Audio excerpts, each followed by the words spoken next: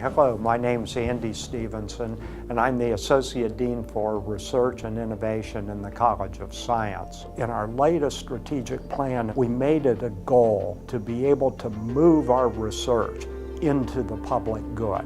Consequently, we established our Office for Innovation. The goal of this office was to create a culture of innovation throughout the entire College of Science. One of our first steps in fostering translational research within the College of Science was to take our inventors and bring them before a board of experts in the field. I'm Mauricio Terrones. I'm professor of physics, chemistry, and material science and engineering. My name is Ed O'Brien. I'm an assistant professor in the Department of Chemistry. Our technology is based on some new fundamental discoveries concerning the role of kinetics in protein synthesis to rationally redesign mRNA sequences to control different aspects of protein behavior and synthesis. Here we basically grow carbon nanotubes, and we use aligned carbon nanotubes as a filter in order to trap viruses of the same size. Talking like 2 or 3 years ago, that's when we also presented this technology to the board at different levels. And all of them were very, very interested. And they provided us with very useful advice. So they said, well, if you're going to try to get some investors, you should do this, you should do that. You should never do this. Remember, research is very different from commercial applications.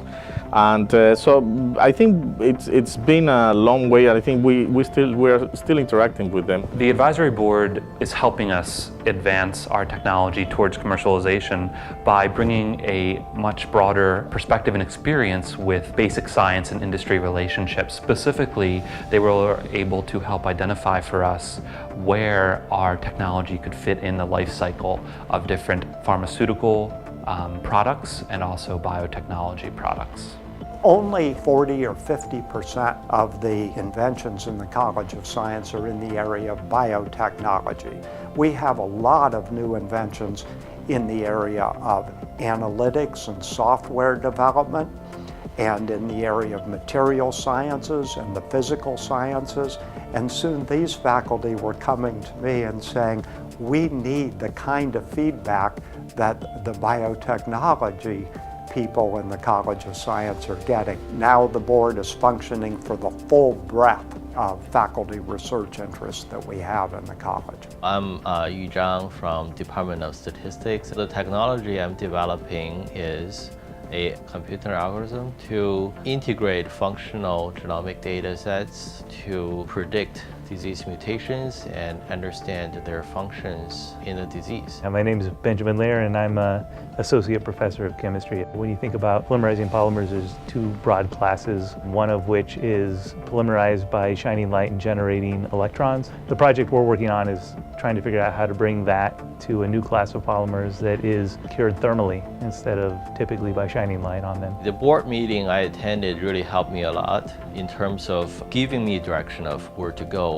for commercialization of the software and the algorithm. Actually, for commercializing the algorithm is very difficult because it's conceptual technology. And so before the board meeting, I was interested in this idea of industry using my software, but then I don't know whether there will be an interest. So basically, this board give me some very good advice and actually a strong support in their perspective what the industry is going to be thinking about, or whether or not they will be interested in the technology. Developing a computational algorithm is not a typical product like you can sell to the industry. Most of the work I've done in the past has been very fundamental, and so I didn't have a good grasp on what's important in terms of proof of concept for applied research. And so talking to the board really helped me understand that if we were going to try to move forward for commercialization of this technology, what would be important for people to see, what the proof of principle demonstrations were needed for this. The main federal agencies that support basic research have very limited funds available to move technology from the lab bench toward commercialization. And this is very hard funding to come by. So my inventors were getting feedback onto what should be their next experiments that would de-risk the technology, make it attractive to industry, but they didn't have the funds to do the initial stages of research that move it off the lab bench. So the College of Science partnered with the Penn State Research Foundation and with the College of Business to develop our lab bench to commercialization grants. The lab bench to commercialization, that was very, very, very useful. And right now we just created a company, we just licensed the technology, and we're basically going to have a lab space, wet lab space, and we'll start making the devices in the company. Although this technology is still in the stage of proof of concepts, but we started, for example, doing IP protections and explore possibilities to think more concretely about in which route this technology can be put out for industry use. So the advice from the board that was the most valuable would have to be just understanding what type of physical object we would want to 3D print in order to show investors to say, you know, this is a real world object that you can hold it in your hands, that you can see the utility of it and how it functions. I would recommend that others consider using the advisory board because they have experience that academic scientists don't have. These people have often been successful both in science and in industry. So that experience can really help amplify and lead to more rapid commercialization of your technology.